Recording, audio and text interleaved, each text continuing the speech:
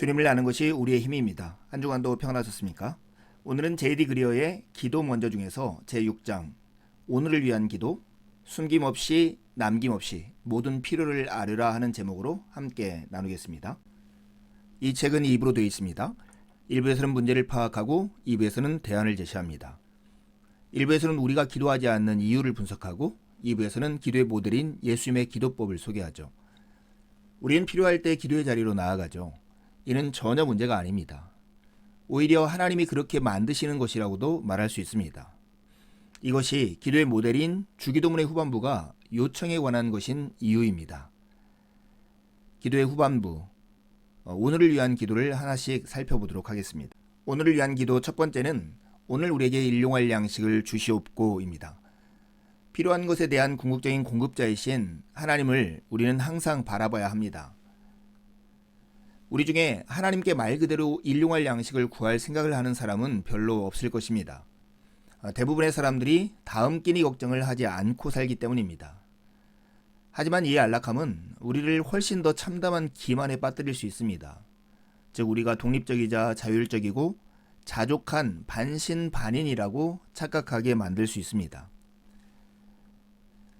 헬라어에서 일용할 양식은 문자적으로 오늘의 빵을 의미합니다. 예로부터 여러 문화권에서 빵은 기본적인 양식이었습니다. 따라서 빵을 달라고 요청하는 것은 하나님 어려운 일은 물론이고 인생의 가장 기본적인 요소들에서도 당신을 의지합니다 라는 고백입니다. 하나님은 일용할 양식을 위해 기도하라고 우리에게 가르치셨습니다. 그날 하나님의 뜻을 행하기 위해 필요한 것을 그날 공급해 주실 걸 믿으라고 말씀하신 것입니다. 그러나 우리에게는 필요한 빵 이상의 것이 있습니다.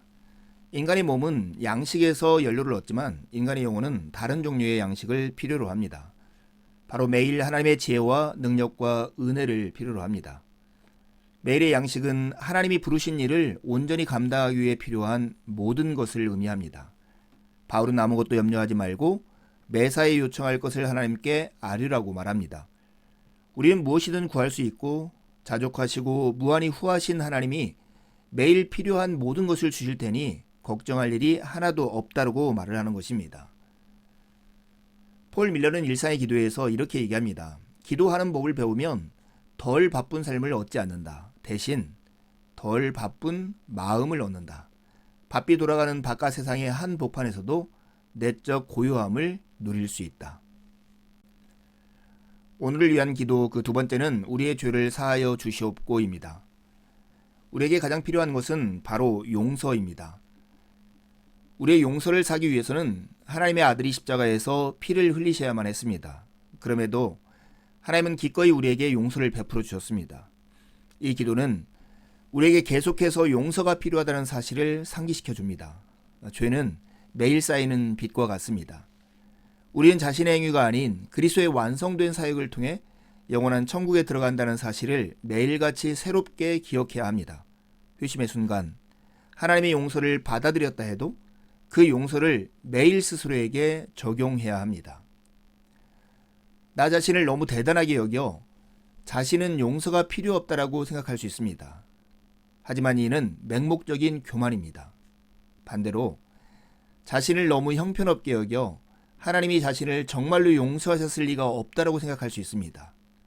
이는 불신입니다. 여러분, 죄를 고백하면 우리를 지배하던 죄의 힘은 사라집니다. 죄는 마치 곰팡이와 같습니다. 어둠 속에서는 번성하지만 고백하는 환한 곳에서는 사라집니다. 또한 고백은 예수님을 향한 사랑을 우리 안에서 자라가게 만듭니다. 자신의 죄의 깊이를 이해할수록 그분의 사랑의 크기를 더 깨닫게 되기 때문입니다. 우리의 죄를 사하여 주시옵고 라는 기도에는 우리가 우리에게 죄 지은 자를 사하여 준 것 같이 라는 말이 덧붙여져 있습니다. 죄의 고백도 어렵지만 예수님이 우리에게 요구하시는 기준은 훨씬 더 어렵습니다.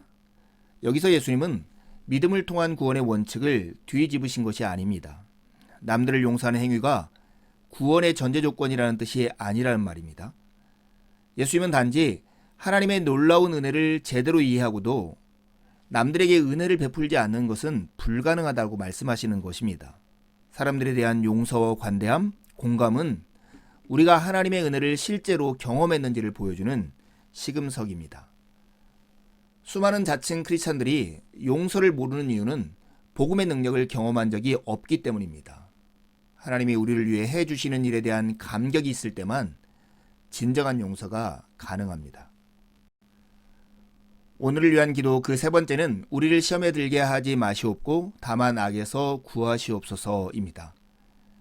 우리가 이렇게 기도해야 하는 이유가 있습니다. 성경에 따르면 죽을 때까지 우리와 함께하는 악한 육신은 바퀴축이 심각하게 틀어진 자동차와도 같습니다.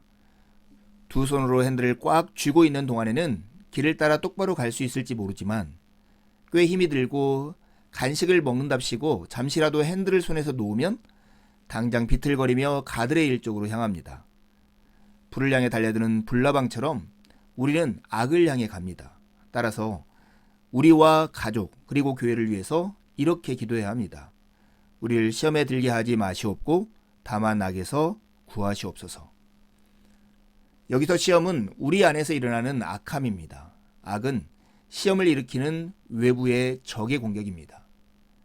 우리는 매일 이렇게 기도해야 합니다. 주님, 저를 저 자신에게서 지켜주십시오. 아버지, 제가 죄를 향해 달려가지 않도록 저를 억제시켜 주옵소서.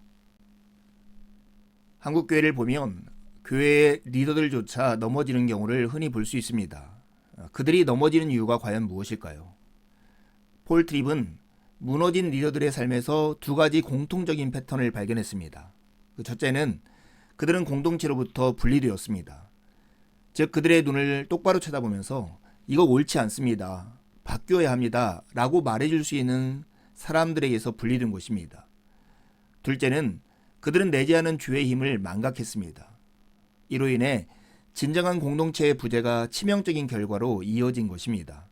그들은 영적으로 성숙한 사람, 심지어 많은 열매를 맺고 있는 목사라 해도 여전히 죄인이라는 사실을 잊어버렸던 것입니다. 경각심을 가져야 하지만 그렇다고 낙심할 필요는 없습니다. 감사하게도 하나님은 우리가 구하면 그 시험에서 구해주시겠다라고 약속하셨습니다.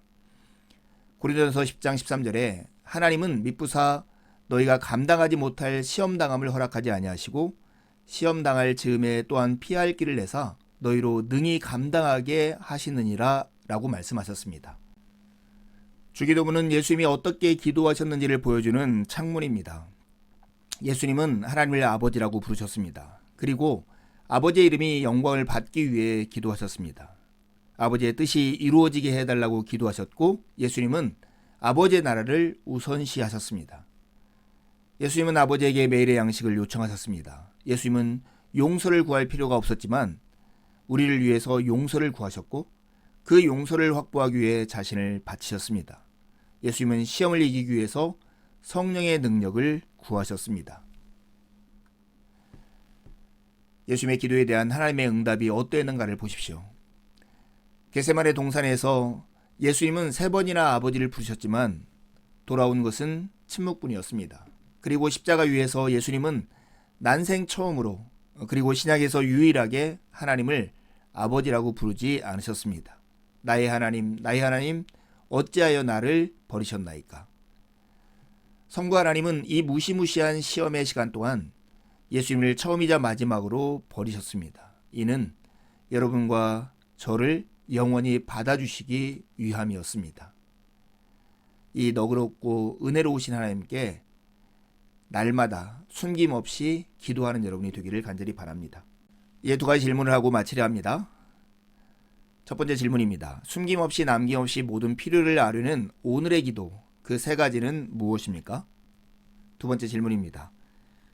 공동체에서 분리되고 우리 안에 내재하는 죄의 힘을 망각하면 누구나 넘어질 수 있습니다. 여러분은 이런 일에 경각심을 가지고 살아가고 있습니까? 한 주도 주님의 은혜를 의지해 살고 복된 주일에 함께 만나 기쁨으로 하나님을 예배하시죠. 감사합니다.